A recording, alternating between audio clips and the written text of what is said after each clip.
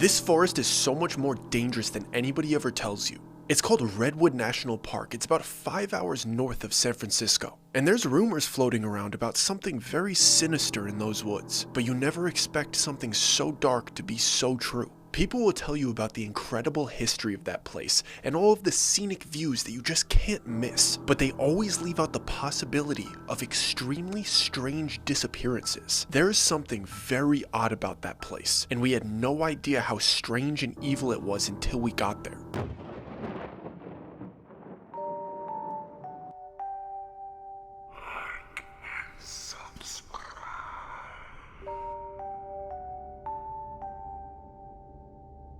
When you get to Redwoods National Park, it feels like you're entering a completely different world. These trees that are there, these coastal redwoods, ancient and massive, you'll never see anything like it. Some of these trees are over 1,000 years old, standing over 300 feet tall. And when you get right up to these things, you completely outstretch your arms and try to hug it. Your arms don't even get around a third of the circumference. But even in a place like that, filled with these massive giants, there's so many of them, even they start blending in together.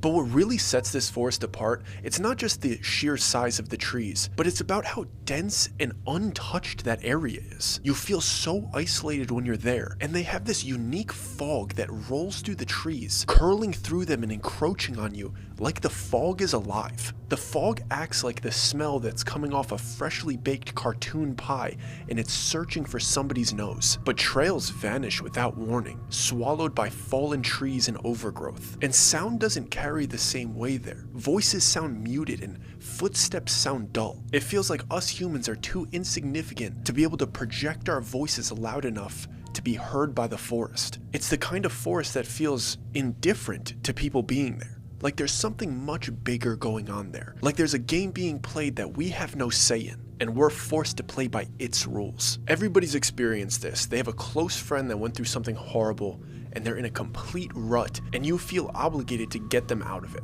So I was dealing with something like that in my personal life a few years back. My friend Tyler had went through something absolutely horrible. I'm not going to tell you about it because it's not entertaining, and it's also his personal business. But I felt like as a friend, I needed to get him out of this hole. He had reached out to me and asked for help, which was great. And he had been in this cycle of isolating himself and not leaving the house, and he was grieving. And the one thing that I always do when I need a pick-me-up, if life is beating me down, the best thing for me is to get out in nature. There's nothing quite as healing as it. Nothing fills your heart and soul more than fresh air, good exercise, scenic views, and quality time with people that you like. But this situation was a little bit different. Tyler was in a bad spot, so I knew that I had to get creative and I had to figure out something that could actually get his life back on a good path. So I was doing all of this research on locations, where I should take him, who I should go with, who we should bring, and if I'm being totally transparent with you, I felt like we needed a real professional with us. Not just a park ranger or a guide or a scout. I felt like we needed somebody who specialized in what Tyler needed in that moment. And I found this guy named Reed, who is formerly a park ranger, but now led these wilderness healing retreats. And I know that sounds a little bit sketchy, maybe a little hippy-dippy. You might get yourself into a bad situation, might enter a cult, but I really looked into this, and this guy seemed legit. There was no fluff around this service. It was a guy that knew the parks, knew about grieving, knew about emotional trauma, and knew how to get people out of it. And he offered a great service, so I took it upon myself to sign up Tyler, and I decided to go with him because I didn't want to just send him off into the wilderness with strangers. I wanted to show support as a friend. So when I brought it to Tyler, the first thing that he did was roll his eyes and say, "Why would you sign me up for something like that?" But about 10 minutes later, he hugged me and said, "Thank you, I'll do it." Because it's not like he had any other solutions. He wasn't going and finding help. It didn't take much convincing for him to realize that I was just trying to help him, and he needed the help. So a few weeks went by and we flew over to California, and we went to the lodge where we're supposed to meet this wilderness guide named Reed. And this place really is in the middle of nowhere. It is like 5 hours north of San Francisco, like you're almost in Oregon, and you're in the Redwoods National Park, like the redwoods, massive trees, incredibly dense forest. Like this isn't a beginner's hike, you need a professional with you. So we meet Reed at the lodge. He's very welcoming. He seems like an absolutely good guy, as advertised, and he tells us what we're going to be doing. And the plan was for all of us to get into his van, then we had to drive to some establishment where they gave us a code that unlocked a fence to get into one of the parks. I'm not an expert on that. So we waited about 10 minutes for the other people to show up, and it was 2 people and a dog, which was an absolute pleasant surprise that we weren't just doing it alone. The other 2 people that signed up for this were named Nate, and the other one was named Becca. They didn't know each other, and Nate was the one that brought his dog named Indy. It was this very well-trained German short-hair pointer. And obviously these people are total strangers to us. That's not going to stop us from being very polite to them, so we introduce ourselves, and we're trying to figure out, like, why are they here? And when I was talking to Becca, I wasn't picking up why she was here. She was bubbly, excited, acting as if this was just a regular excursion that she was super pumped for. On the surface, I couldn't see what issues that she was dealing with, but when it came to the other guy, Nate, I could see his issues on his face. The man looked like he was on his last leg. He had big bags under his eyes. He had the look in his eyes as if he had almost given up. Like, I'm talking battling severe depression. He was polite and everything like that, but there's some people that wear their stresses on their face. And immediately, I was happy that he was here, because I was in a pretty good place in my life. And helping my friend Tyler get out of his dark place felt pretty fulfilling to me. And now that I was seeing that there was other people here, I was excited to see these people struggling overcome their traumas. And Nate clearly needed it. So we all pile into the van with Reed. He gets the code from the person that dishes out codes for national parks, drives us to the gate, unlocks the gate, and drives us into the parking lot of the trailhead. We knew that we had signed up for a multi-day camping trip, but we didn't really know the exact itinerary. We knew that there was a lot of hiking involved, we knew that there was legitimate camping involved, and we knew that we were supposed to go to very beautiful scenic places and see some historical stuff. But other than that, we didn't really know what to expect. And we didn't wait very long. Once we parked, we were out of that van and we started moving. Reed was pretty vague about what we were doing, but what I realized right away was that Reed was good at his job. He didn't start off with this detailed itinerary of step 1, you guys are gonna do this, step 2, you're gonna release all your tension, step 3, you're gonna be healed. The man just started talking like a regular guy. He had an upbeat personality, he was very personable, he was very compassionate and empathetic when he would speak to people. He had a good way of getting people to open up, not about their emotions or about what they were grieving about, but just about themselves and things that they're interested in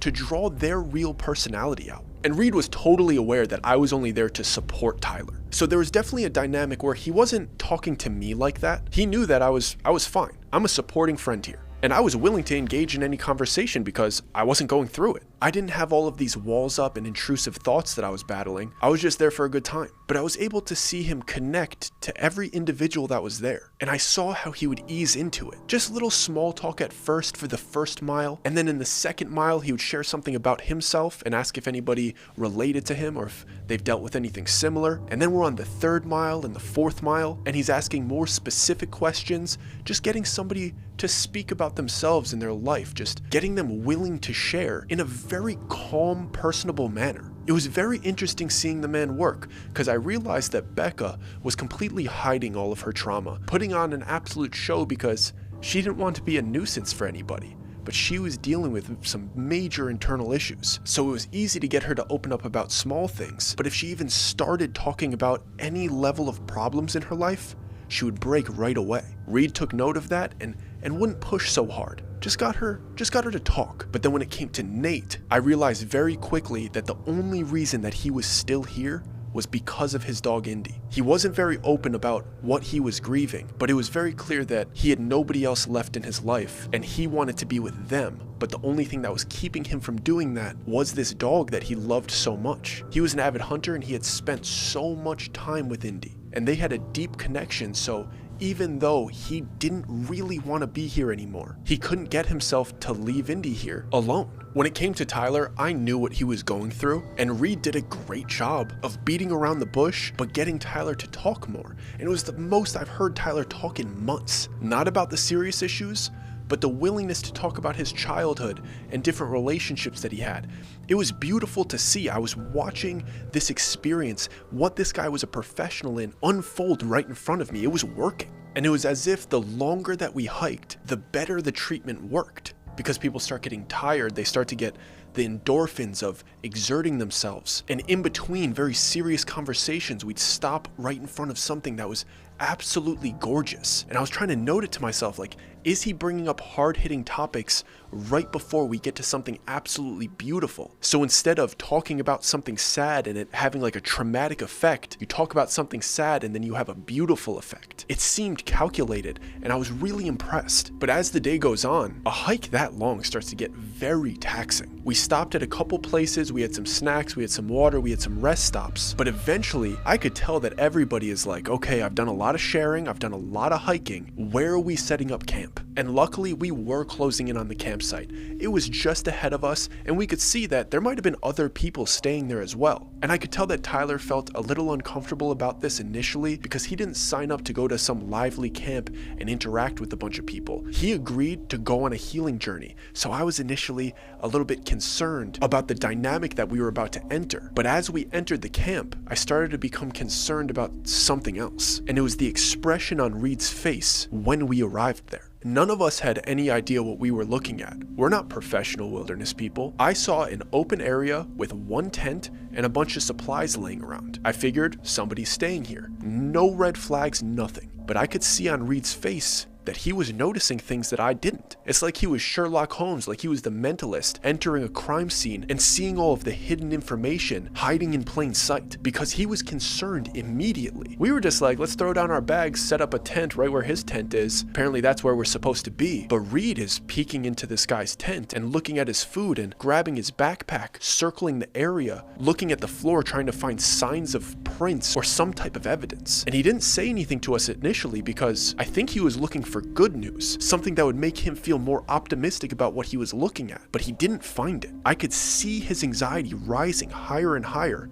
based on whatever he was finding, but he was trying to keep us calm. And even though I was here to help Tyler heal, when I see the guide acting as if something is seriously wrong here, I'm gonna nudge Tyler and be like, dude, do you see this? Even if it gets him out of his positive headspace, if there's something wrong or dangerous here, my friend needs to know. We need to be on the same page. I'm like, dude, are you seeing Reed's energy? Like what, like, do you see anything weird here? But Tyler wasn't in the headspace to pick up on these small social cues. Reed's behavior was completely going over his head because he had so much turmoil going on in his head. But he was still curious about what I meant, so he asked me. And I'm like, dude, his energy has shifted since we've been here. There's something wrong with this campsite. Becca and Nate were not noticing Reed's behavior either, but I wasn't close enough with them to discuss it. I wanted to get some confirmation with Tyler and with Reed, and then Reed could relay the information to these strangers that I don't really know. I don't want to set them off with bad news or scaring them. So I tell Tyler just to stay where he's at because I don't want him to flip out either, and I'm gonna go talk to Reed to figure out what's going on. So I walk up behind Reed, who's analyzing the outskirts of this campsite, and I simply ask him, do you need help with anything? Because I'm not trying to make him feel like I'm suspicious of him, but I want to let him know that I'm picking up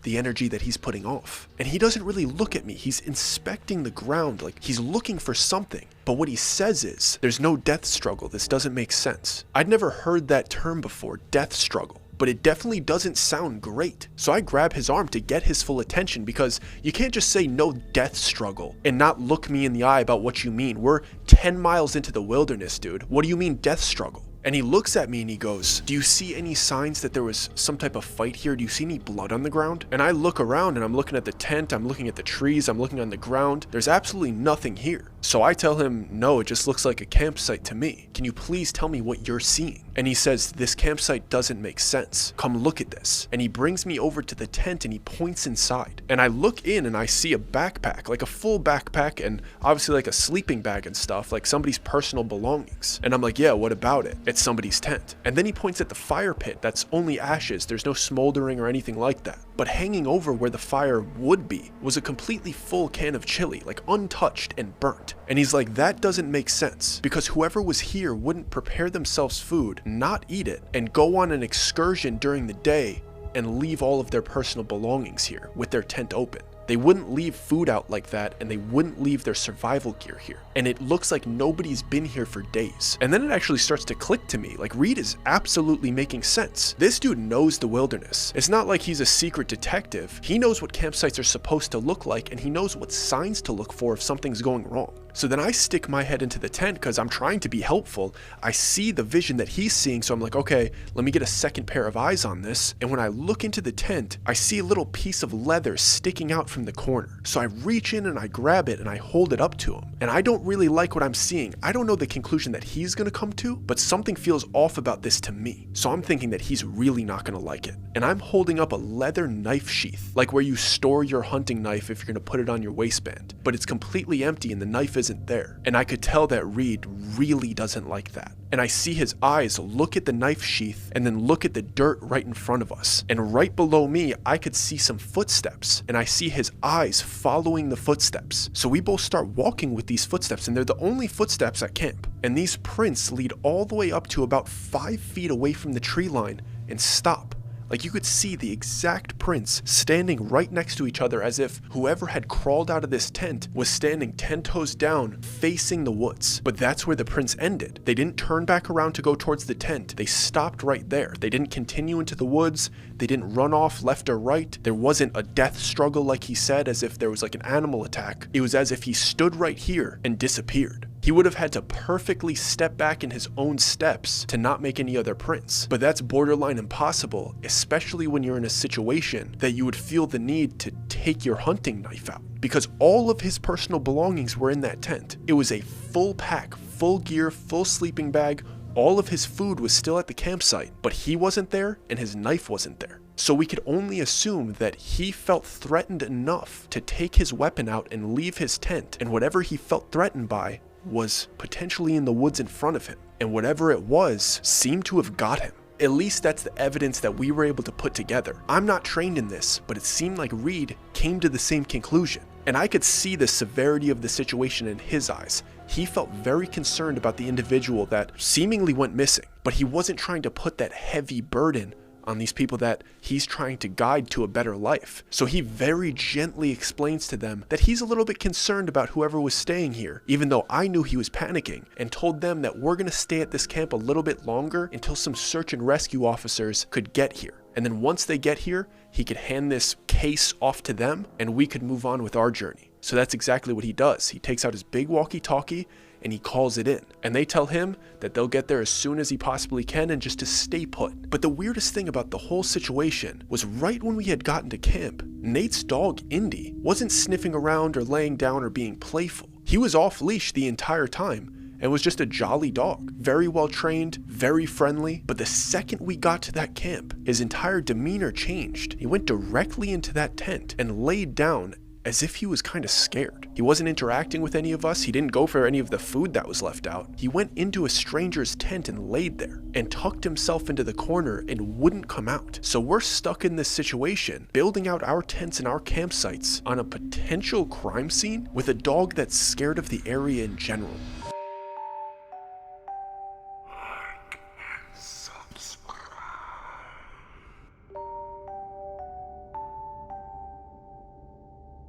So we had no other choice but to stay at this campsite overnight. This was where we were supposed to stay in the first place. The goal was to hike to this campsite, have a nice dinner, and hike to the next scenic views the next day. But after everything that had happened once we got here and all of the information that Reed gave me, the last thing that I wanted to do was stay the night here, because I was under the impression that something very bad had just happened here, so much so that this wilderness guide that's very knowledgeable about things like this had a real concern on his face, so much so that he called search and rescue officers. But of course, when he called these people in, their response was, "We can't get there till morning, so just stay there just in case this guy comes back, and let us know if you see him or you hear anything, and you could keep going on with your journey after we get there the next morning." So now the entire dynamic of this situation has changed. I was there to support my friend on his healing journey, and I was happy to do that. But this didn't feel like a healing journey anymore. This felt like I was privy to some pretty serious, dangerous information that I wasn't allowed to express to Tyler. At least that's what Reed made me feel like. Because after he put in the call, he briefly said to me, "Let's keep this between us. None of them are in a great place right now, so let's not give them any ideas." I didn't question him about that because his head was in the right place, but I didn't really know what he meant by give them any ideas. I could only assume that he meant,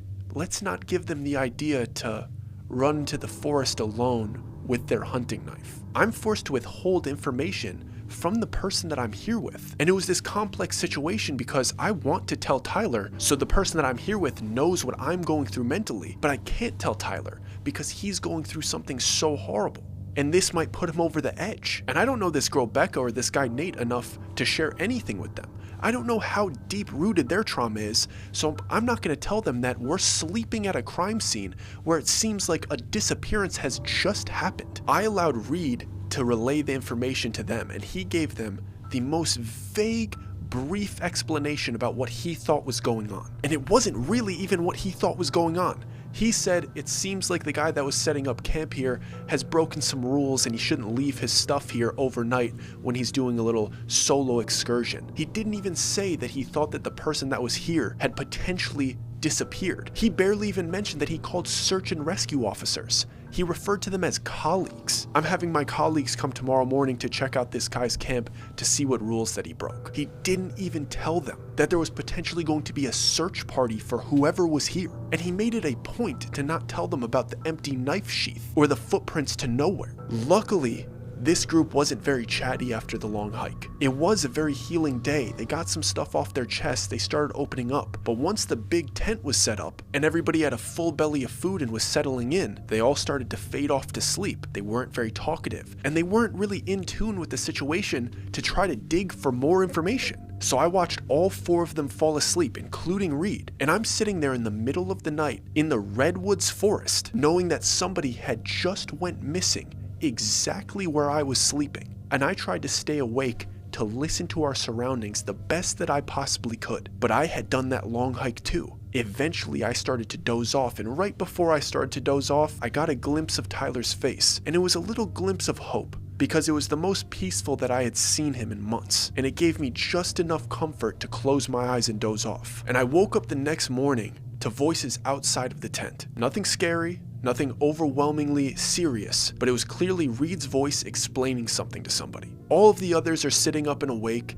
and it was kind of funny because Becca was hiding it well the day before. Tyler was doing a good job hiding it. Nate wasn't doing a great job, but in the early morning hours, before they're able to get themselves together and pretend to be okay, I was able to see the pain on all of their faces, all of the stuff that they were going through, because I was looking at them in a vulnerable state right when they woke up. And I knew that it really was only me and Reed out here together. If something went wrong, it was me and him. These other 3 individuals, lack of a better word, were liabilities. And withholding information from them was the right move, because Becca definitely wasn't as chipper as the day before. Tyler was clearly battling some intrusive thoughts and just twiddling his thumbs, and Nate was barely there. The act that he was putting on the day before, his imitation of human behavior, was barely visible this day. He was a shell of himself. He was a shell of the shell that I met. It was almost like he was in a zombified state, like there was nothing behind his eyes, just defeated by life. But I wanted to hear what was being talked about outside by the people in authority here. I felt like I needed to know what they knew, because if something goes down, I'm responsible for these people too. So I don't say anything to anybody. I climb out of the tent and I say good morning to Reed, and I greet the 2 search and rescue officers. They're standing by the tent that we found there the day before. And the first thing that I notice isn't the expression on their faces or the demeanor of these search and rescue officers. It's what's going on inside the tent. And I see Indy, Nate's dog, cowering in the tent still. He won't get out of it. But then I see some other movement inside the tent, and the first thing I think is there a 3rd search and rescue officer here? But as I'm shaking hands with one of them, I look over to the left and I have a better view of inside the tent, and there's another dog in there. And it's this big bloodhound with one of those working vests on, so it's clearly with the search and rescue officers, but it seems to be cowering in the tent too. And after I tell them my name and I shake both of their hands, one of them sees that I looked at their dog and was a little bit confused, and he says, "I'm surprised he's in there. He usually hates other dogs, especially males." And you know, I'm a dog person, and usually when you have an aggressive male dog that doesn't like other male dogs, they tend to fight or at least mess with each other. So for people that aren't used to being around dogs like that, cowering in a tent with another male dog is bizarre behavior. These dogs do not know each other. There's no way that they would be cuddled up, rubbing against each other in a small space like that quickly. So clearly this bloodhound that just got to this area is as scared as Indy is. and won't leave the tent. So I say that to Reed and I'm like, dude, are you seeing that? But he tries to reassure me a little bit because I'm out there with him. He's responsible for me too. I could tell he was trying to calm me down a little bit. But what he said didn't help whatsoever, because what he said was, it's not the weirdest thing I've seen out here. And I could see from his perspective, he's trying to minimize the bizarre canine behavior that I'm witnessing. But what he really did was get my imagination going, because I want to know, what is the weirdest thing you've seen out here? Because we're standing in a campsite with a disappeared dude and 2 dogs cowering in a stranger's tent. And he could see on my face that I clearly want some more information. And from what I observed with the search and rescue officers, he had already relayed all of the information that we had gathered to them, because they started going and doing their inspections, and we had a little bit of space to walk off so the other people that we were with wouldn't hear our conversation. Because all of them started climbing out of the tent and getting their stuff ready for our next hike that day. So I'm over in the corner of this camp with Reed, and I ask him, what do you think is going on here? And he puts his hands up and he goes, we don't really need to worry about it. Those are the professionals. I'm not a search and rescue guy. We've done everything that we could do, and if that man is around here, they're going to find him. I want you to focus on your friend and our journey. And I'm nodding my head because I want to be helpful. I want to move on from this. Obviously, I want whoever the man that disappeared to be found, but my top priority is our group's safety. I don't care how selfish that sounds. So I ask Reed what he needs from me to get this moving forward. And if there's anything that I need to do to keep us safe, like tell me how I could help. And this man says to me, well, it looks like Nate is barely here with us today. So if you could get Indy out of that tent for us, I'd like to get this day started. And at this point, the other 3, Tyler, Nate, and Becca, had made their way to Reed and I. And Reed started talking to them, very bright-eyed, trying to excite them and telling them the basic itinerary for the day. But I knew that my job was to go back to that tent really quick. And by the look on Nate's face, it hadn't changed whatsoever. And I knew that this dog was pretty much my responsibility because he had checked out for the day. Reed called over to me and said, we're gonna get moving.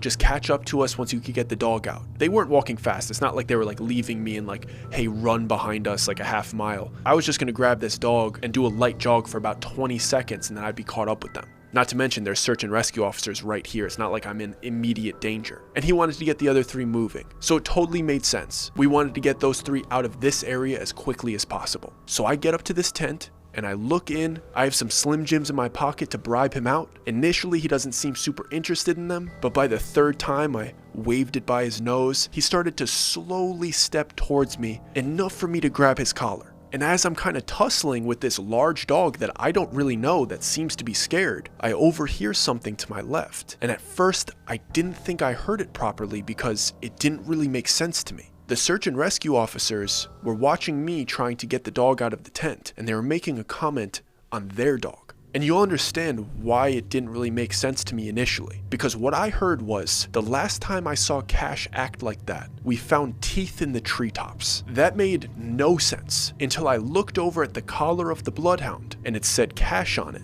So this dog was named Cash, and the last time they saw Cash act this scared, they found teeth in the treetops. I wasn't just gonna sit there and not get an explanation on that sentence. So I got slightly more rough with Indy. I got him out of that tent and I decided to pick him up so he would stop trying to backpedal back into the tent. And I called over to these guys, complete strangers, but I said, what do you mean teeth in the treetops? And I saw a slight sparkle in both of their eyes, as if I was not supposed to hear that. But one of them immediately covers up by saying, it's just a figure of speech. It means we find a body. And the other one is kind of nodding, like agreeing with them. But I have a pretty high social IQ and I know that he just lied to me. But I also know that he's not going to tell me anything else. So I give him a light nod like, okay, I'll accept that lie, but I'm going to let you know that I know you're lying and I'm going to leave this situation. I'm going to catch up with my group because this problem that's here is your problem, not mine. And I do a light jog to catch up with my group, and once we kind of get out of the camp area, Indy gives a little wiggle. I have to put him down, and then he's okay. Once we were out of that immediate area,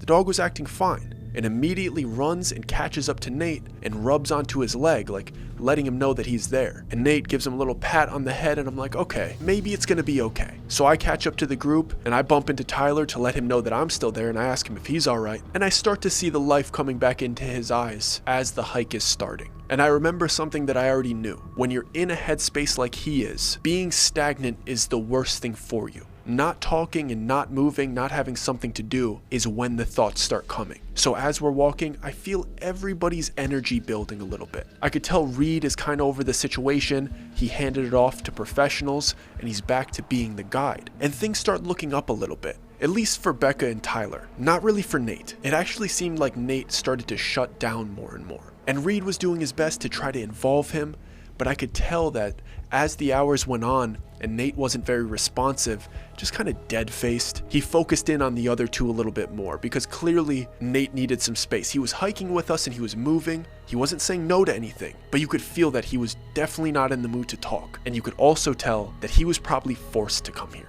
He probably didn't come here voluntarily. So the itinerary for that day was very similar to the day before. Chat, hike, stop and see beautiful things. But Reed did something that he didn't do the day before. And he let the group know that once we get to the next camping site where we're gonna stop again, we're gonna soak in the scenic view and appreciate the beauty that's around us. But then he's gonna ask them some pretty tough questions. He let the first day go by smoothly, and the second day was going smooth as well, but he prepared them for impact. We do have the plan on digging a little bit deeper at the next location, so you guys get ready for that. Clearly he had a system to this, and Tyler and Becca didn't seem too excited about it. Nate was unfazed. It seemed like he was like, I'm not talking anyway. And the conversation died down in the final stretch as we were leading up to this second campsite. And the second that we got there, I understood why he chose this place to ask some tough questions. This place was absolutely magical. I had never seen trees so big. I had never seen an ambiance so beautiful with this thick fog coming in through these green and red woods with steep cliffs on both ends to absolutely incredible views. Like, I know plenty of you have probably been to beautiful national parks or seen really pretty forests. But there is levels to this. Where we arrived that day is like a life-changing view. Like a perspective shift when you see something that immense and beautiful. As we were walking into it, and as my mind was being completely blown, Reed said this: "At first, a place like this can make you feel insignificant, but I promise by the end of tonight, it's gonna make you feel like you're a part of something bigger." And I could feel what he meant. The energy of this place could make you feel like you're a minuscule part of the universe, like your problems are insignificant, like you couldn't do anything to affect the beauty of nature. Almost like this place would chew you up and spit you out and not care. It was the perfect place to dive deep and really reflect on your place in the universe, what's going on externally and internally. And with the way Reed led conversations, I thought if he could poke the right buttons, people could make a breakthrough here. This is something that could change your life. And he told everybody to go wander around, check out the area,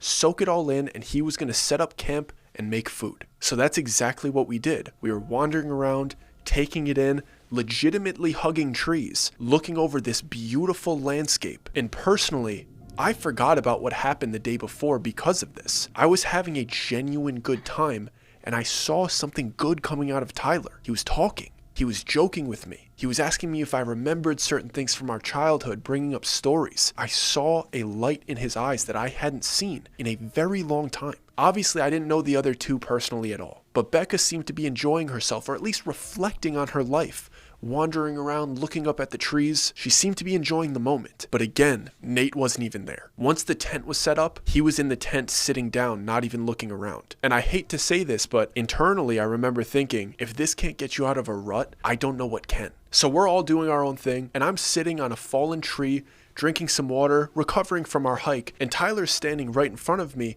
telling me a story from our childhood, and I'm thoroughly enjoying the excitement that's coming out of it. And my focus is on him, so I'm seeing him clearly. But behind him, I see Becca walking around in the distance. You know, like, just imagine you're looking at somebody, they're in focus and the background is kind of blurred, but you know somebody's behind them. From my perspective, Becca was like right over his right shoulder, near this cliffside that was gorgeous. And as I'm listening to him tell a story, I see her wandering around in the back. I'm not focusing on her. My mind isn't thinking about looking at her, but she's in my line of sight. So I take a sip of water as Tyler's talking, and as I'm taking a couple gulps, I blink. Naturally. Like, I don't force a blink, I don't blink that hard, I just naturally blink, and my stomach drops, and I feel something in my heart because what I just saw didn't make sense. In the foreground of my eyesight, I see Tyler smiling and telling me a story, and in the background, I see Becca standing at the edge of a cliff, looking up. But when I blink, the microsecond that my eye was closed, it was like Becca disappeared. Like she was there,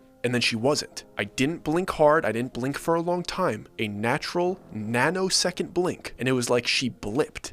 Like Thanos snapped his fingers and she was gone. She couldn't have run fast enough to get out of my eyesight, so I immediately think she jumped off that cliff. And I jump up to my feet and I start sprinting towards that cliff and yelling over to Reed to follow me. He hears me shouting and sees the direction that I'm running, and he starts shouting Becca because he must have known that she was over there, like he was keeping mental tabs on everybody. And I get there before Reed does. Tyler had followed me because he didn't know why I was running, but clearly I was concerned. And I get to the edge of this thing and I look down to see if she's at the bottom of it, but she's nowhere to be found. And mind you, this isn't like this 200-foot drop. It's not like it was on the cliff of an ocean. It was just kind of like this steep little cliff that went into more forest. If you fell, you would have like tumbled, maybe hit your head, maybe sprained an ankle, broken an arm, but you're not free falling for seconds and dying on impact. But you couldn't run down it or walk down it. You would fall down this thing. And if you fell, you probably would have gotten hurt and you wouldn't be able to run off very quickly. But she wasn't down there. So I start looking around to see if she went somewhere else, and I start shouting her name, but she's nowhere to be found. And by that point, Reed had skidded to a stop next to me and immediately grabbed my shoulders and said,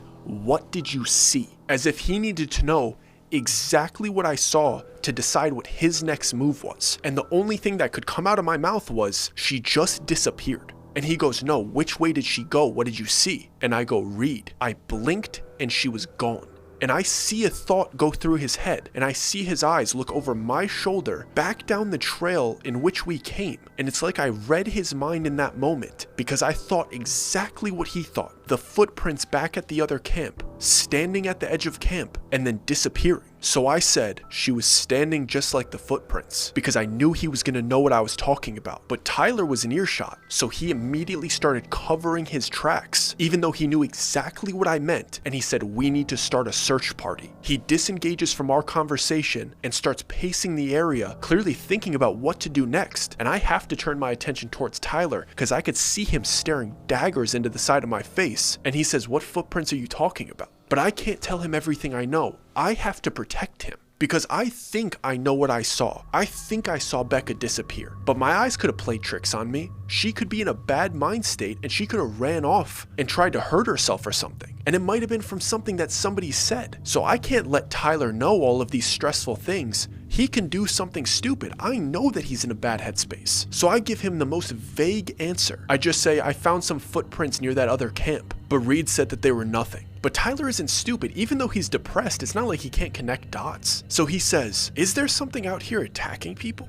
And I immediately go, no, absolutely not. And I use the term that I had just learned from Reed. And I go, "There was no death struggle at that other camp." And Tyler goes, "Death struggle? What are you talking about? Because why would I say something like that?" And then I just turn the attention towards Reed, like, "You're questioning the wrong guy, because I think Reed's gonna be able to lie to him better." And I'm like, "That's just what Reed told me. It basically means there was no sign that anybody got attacked." So Tyler turns his attention towards Reed, but Reed is in full search and rescue mode, which totally makes sense, because when Tyler starts to question him, he's like, "We cannot talk about that right now. One of my group members is missing." And he pauses for a few seconds while Tyler and I are just waiting for him to continue, like, "Tell us what we need to do." And when he finally talks, it's not very complicated. I could have made these orders. All he says is, "We need to scan the area, but we're all gonna stick together." And then he asks me, "Where's the last place that you saw her?" And I point at the ground pretty much right next to us. And I'm like, "She was standing right here." And I don't say anything to the group because I'm not trying to freak out Tyler. I'm definitely gonna tell Reed about it later, but I see the imprints of her feet in the grass right next to us, as if she was standing right there,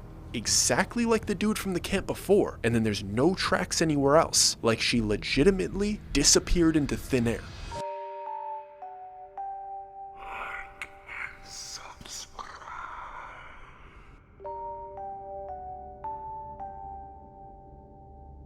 We're forced to frantically search for Becca with the last 2 hours of sunlight that we have. It's not like we could go that far. We can't go deep off trail into these redwoods. We can't even make it down this steep climb where we think she might have fallen. So we're forced to do this absolutely mediocre rescue mission with no indication of what direction that she went, with a group of 3 that isn't allowed to split up. And I say group of 3 because it was only me, Reed, and Tyler, because Nate wouldn't even get up out of the tent. The man was deadpan, did not care that Becca was gone. We tried to urge him to search, and he barely even gave us a shrug. Like, this dude was out of it, he was gone. I couldn't tell if he was disassociated or he was exhausted, but his eyes were open and he didn't look like he cared very much. So we cover the most square footage that we possibly can to absolutely no avail. We don't find any of her garments, a shoe, anything she was holding, any blood, literally no sign of this girl. And like I said, we only had 2 hours to search, so before you know it, we're all back in the tent looking at each other like we just lost someone. And I don't like what this is doing to Tyler.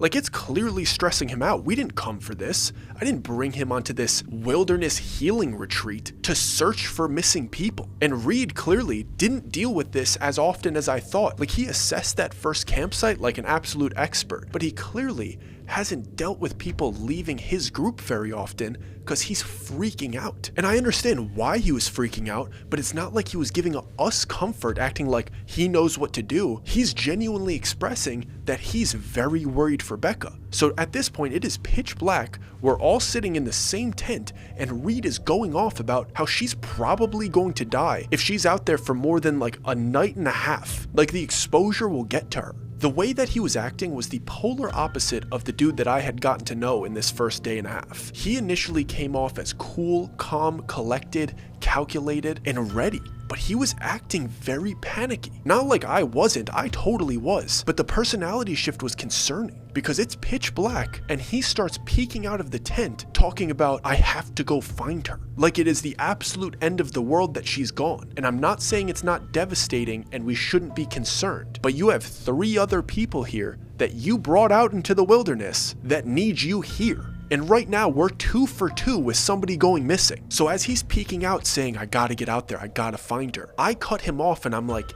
hey man, could you go ahead and stay here with us? We didn't run off on you. The last thing we need is for you to go missing too, because then it's just us and him. And I gesture towards Nate, who's a zombified person. And I try to express to him through my eyes that if he leaves and something happens to him, these 2 people are my responsibility. And that isn't fair because you're the leader out here. But it clearly doesn't get through to him. And at this point, it's like he's not even hearing us. Tyler isn't chiming in that much because he's freaking out. And I could see on his face all of the progression that he had made was out the window. And this was turning into a more traumatic experience than a healing experience for him. And Nate isn't even listening. But Reed is saying things like, I know she's right down that trail. I know she's right there. And then he starts to kind of like look up a little bit and turn his ears towards a certain direction as if he's trying to signal to me that he's hearing something. I don't hear anything. I hear the regular sounds of the woods, but then Reed goes, I hear her. I know where she is. I hear her. She's right down that trail. I can hear her.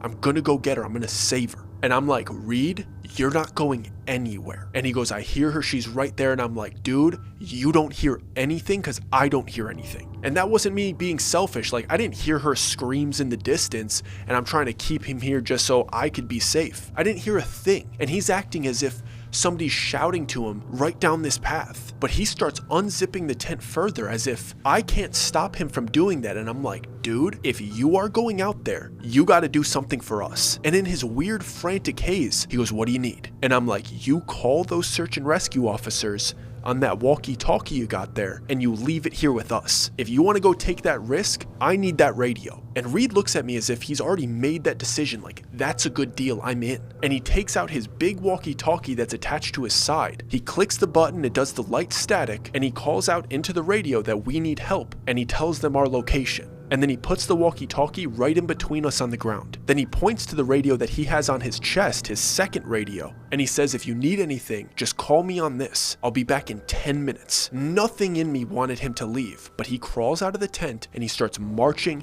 down the trailhead where we're supposed to go the next day. So it's literally en route to where we are headed. But as he continues to walk outside of camp, I could see him less and less as he goes down this trailhead until eventually I can't see him at all. And there's no point in me keeping the tent open, so I zip it closed and I look at Tyler and I have to have a very serious conversation with him. I could tell that he's breaking down. So man to man I say, Tyler, I'm gonna need you to step up here for me. I know I brought you here. I know you're going through something horrible. We are not in a good situation and I need your help. I can't be the only one here because Nate's completely checked out and I can't have you break down. And Tyler looks at me as if he's right on the brink of breaking down. And he says, Doug, what's really going on here? And I have to make that split-second decision if I'm going to tell him everything, because if I tell him everything that I know, is he going to break? But if I keep him in the dark, is he going to be a liability? And I choose to tell him everything, which isn't much, but I tell him what Reed really thought about the prior camp. And I tell him about what I heard the search and rescue officers say. And I tell him about how Cash and Indy were acting. And thank God, because Tyler did not break. He could tell that I was explaining this to him, and I was scared too. And like a true friend and a real man, he shoved all of his pain down, and he stepped up and he said, don't worry, I'm here with you. And I really needed to hear that in that moment, and he piled on top of it by saying, you were here for me when I needed it, I'm gonna be here for you. So at least I knew that I had a partner in this situation. And if I'm being super cold-hearted and honest with you guys, Tyler was my priority. We knew what direction that the other camp was. We knew how to get back to those search and rescue officers, at least kind of. I didn't know Nate, and if he was gonna act like a zombie and do absolutely nothing, I was not risking my life for him. Say what you want about that, you do the same in that situation. Because it's not like I pulled Tyler aside to tell him all of that information. I said it all right in front of Nate. He didn't even look at us. He didn't look over. It was as if he was in his own world, or completely disassociated so much that he couldn't care that we were in a bad situation. 10 minutes pass, then 20 minutes pass, then an hour passes, and now we're 2 hours since Reed left the tent. It is pitch black. We're in the middle of the Redwoods National Park without our guide, with now 3 people missing, and no other option but to try to call the search and rescue officers again from that walkie-talkie. It is the middle of the night. I pick up the walkie-talkie, I click the side button, and I start calling out for help. But about 3 words into me pleading for help from anybody that'll hear me, I realize that the walkie-talkie isn't making the static sound. And I look at it, click the button again, nothing happens. I turn it over, I pop off the back, and there's no batteries in it.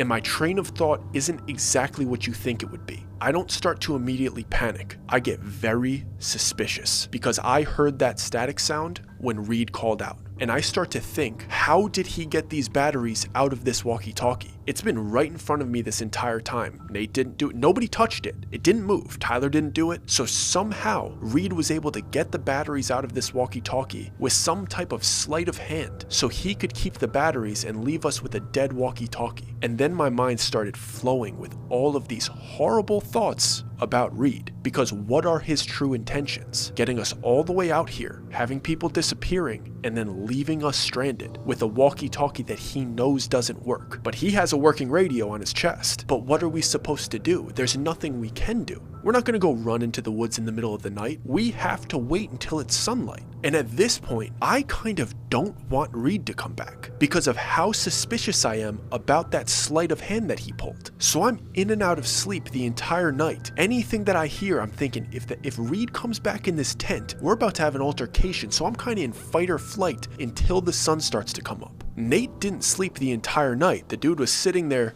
with clouds in his eyes, not talking, not moving, just like sighing every 20 minutes, as if he was bored with what was going on. Tyler got a little bit of sleep, but not much. We're sitting there during sunrise, looking at each other like, what do we do here? And there's nothing that we can do other than head back towards the first camp, which is a full day's hike away, but it's our best case scenario. So we get our stuff ready, we unzip the tent, and the first thing that I see is Indy, laying down about 5 feet away from the tent, looking directly at us with his paws crossed in front of him. And right next to his crossed paws is Reed's hat, and it's muddy and crumpled up as if Indy went and grabbed it and brought it back to show it to us. And I'm trying to figure out what I'm seeing. What is the significance of what I'm looking at? And Nate talks for the first time in a day and a half, and in an almost satisfied voice, like he's happy that everything's falling apart. He says, that means he's dead. When he lays like that, it means he's dead. He points if it's alive. I wanted to punch Nate in the face with the tone that he said that, because it was as if he was genuinely happy we were in a life or death situation and people were disappearing. And I don't want to say happy, he didn't say it enthusiastically. It was as if there was a light undertone of a sick satisfaction that the misery that he was feeling internally was now shared. So Tyler and I crawl out of this tent, we pick up the hat, there's no blood on it or anything, and we're trying to encourage Indy to bring us back to where he found it. So we're like holding it in front of the dog's face and going like, come on boy, bring us to the location. And Indy starts to go in the direction that Reed walked the night before, so we're following him. And obviously we're not going that far down that trail. We're being very cautious. We don't want to get lost. That was the last thing that we wanted to do. So Tyler and I made a pact. We'll go about 100 yards, but we're not going to let our campsite get out of our eyesight. And we get about 100 yards away. Indy stops and takes off sprinting back towards camp. So we immediately turn around to see where this dog is going. And it was almost like a jump scare because we're like, we didn't hear or see anything, but the dog is sprinting away and we're forced to sprint with it because its instincts are better than ours. This is the direction that Reed disappeared. So we start running back frantically like we're little kids when you turn off the light in a basement and you kind of like run upstairs because you're like, something scared me. And when we get back to camp, the dog beat us there and it's in the middle of camp, running in circles, barking and yelping, looking directly upwards. We have no idea what we're looking at. We have no idea why this dog is freaking out. So we look back to where Nate, who we're assuming didn't leave the tent, is sitting to give us some insight on his dog's actions because clearly he knows what it means. And maybe this is another horrible sign that he'd love to share with us. But when I duck my head and I look into where Nate was sitting, he's not in there. And I hear Tyler audibly gasp and say, "Oh no." And I look to see if he's looking at something else, but he's looking where I'm looking and he's freaking out about Nate not being there. And that made me feel even worse about it. And then I start to think about it. I'm like, Nate hasn't moved in hours. Why the second we leave, he would leave the tent? So now we have another missing person. And we have his dog sprinting in circles, freaking out, barking at the sky. So we're in this little clearing surrounded by like steep cliffs, but also surrounded by these 300-foot redwood trees. They don't make a canopy over us, but they do have branches sticking out towards the top of them, providing a little bit of shade. And eventually, after we inspect our tent, Nate's nowhere to be found, we go back to Indy and we try to look at what the dog is looking at. But the dog is looking straight up. And it was like Tyler and I did it at the same moment. We both panned towards the sky to see what this dog is freaking out about. And we both see something that makes absolutely no sense. What it looks like is somebody at almost the top of one of these 300-foot trees, dangling off one of the branches. And I can't be sure about it because it was so high up. We didn't have binoculars. I'm expressing what I saw in the distance, like my interpretation of the vague blurry shapes from 300 feet above me. But what it looked like to me was Nate at the top of one of these 300-foot redwood trees with his hands at his sides, his feet dangling and swaying in the wind, and his jaw clamped onto one of the branches, holding him all the way up in the air as if he was biting a branch and his head was the stem and he was a dangling fruit. And I have no other option but to basically whisper to Tyler, "What are you seeing?" And Tyler replies to me, "We need to leave." And my interpretation of that was that he was seeing exactly what I was seeing, was a man clamped down on a branch 300 feet in the air like he was a pit bull with lockjaw. Something in me couldn't get myself to continue looking at him because nothing about it made sense, and the more that I looked at it, the scareder that I got. So I had to focus on the task at hand. We need to pack up the essentials of camp and we need to head back down the trail towards where the search and rescue officers are, because we're a 2-day hike back to civilization, or at least back to the van that drove us out here. But we might be 1 day away from real search and rescue officers looking for another lost individual, but at least there's somebody there. So we gather what we think is the most important and we head out. There's nothing that we could do for Nate. We're definitely not waiting for Reed, and we have seen no sign of Becca. So we start walking away, and Indy luckily comes with us. And as we continue to hike hour after hour, trying to retrace our steps the best way that we can, we start to realize more and more that we aren't the ones leading this hike. Indy is clearly in charge. We didn't even have to say it to each other. After hour 2, it was an unspoken rule that whatever Indy does, we do too.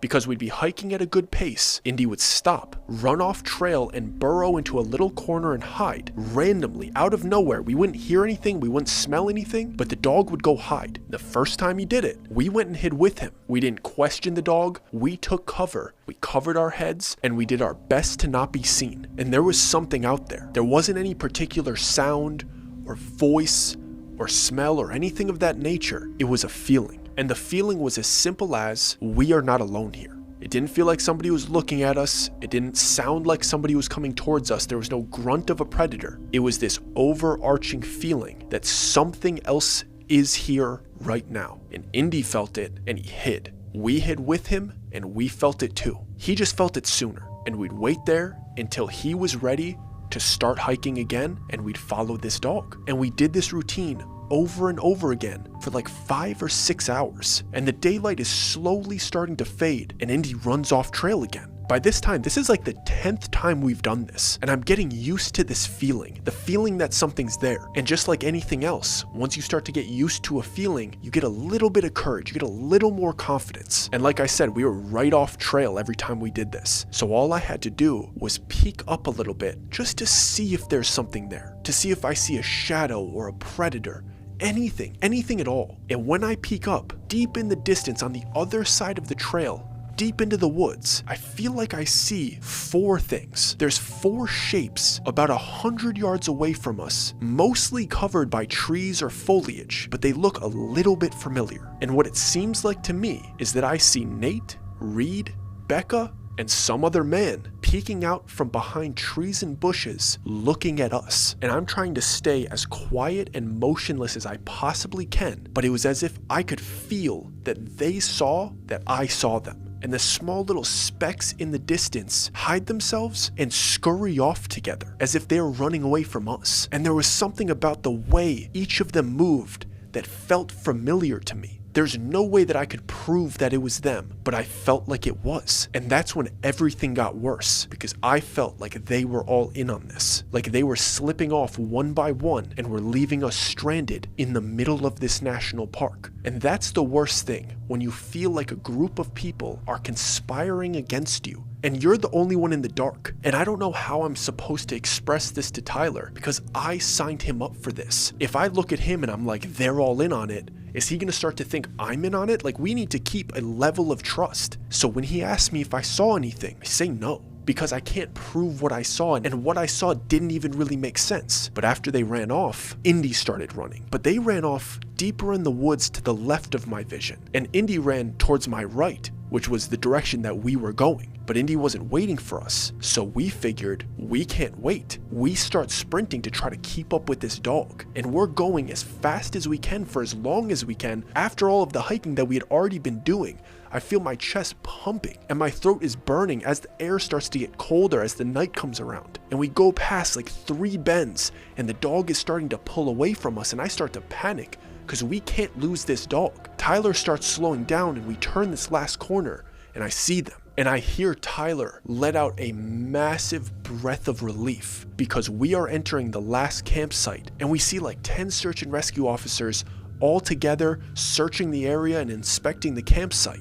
And Tyler's so relieved, but I am freaking out because I see Becca, I see Reed, I see Nate, and I see a man that I don't know that looks like he's been through a hard time. Tyler runs up to all of them, excited, hugging them, so happy to see everybody. But I'm standing there staring in Reed's face because I'm waiting for an explanation. And as I'm walking up to them, they're all standing there with open arms, ready to greet me the same way that they were just greeting Tyler. And I'm trying to come up with what question I want to ask first. But Reed walks right up to me and says, "I'm so happy you're okay. Why did you wander off?" And I immediately grab Tyler by the shirt and I pull him back. And I say, "Tyler, tell him what happened, because now I think I'm losing my mind, so I need to hear somebody else that I was with recap what happened to this person that I do not trust." And thank God, Tyler remembered the exact same thing I remembered. Becca went missing, Reed went to go look for her and didn't come back, and Nate randomly disappeared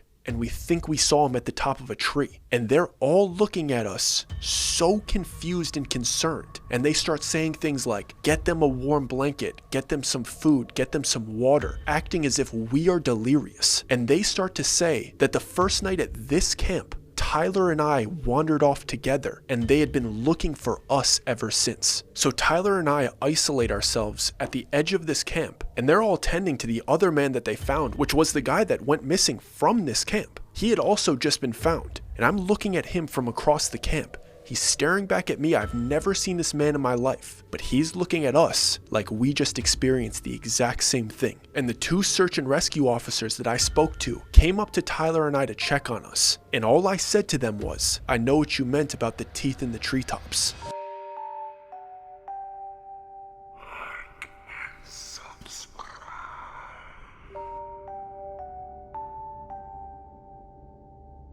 Thank you guys so much for watching. The recent support has been overwhelming. The channel's growing. Welcome to all the new subscribers. If this is your first time here, please subscribe to the channel so you never miss a weekly upload. I hope you enjoyed this. Please let us know in the comments other places you would like us to go, and even some of the scariest experiences that you've experienced. And also let me know what you think the teeth in the treetops meant. A special shout out to all of the exclusive members that really keep the channel going. Your support means more than you could ever imagine. If you have the means to support the channel as well and become an exclusive member, click join below this video. But it's totally okay if you can't. Your subscriptions are more than enough. I love you guys. I hope you enjoyed that one. It was a bit dark. We'll see you next week. And for all the new people here, this channel was meant to be binged. So if you haven't seen every single video on this page, go ahead and start with this one. Don't pick and choose. They're meant to be binged.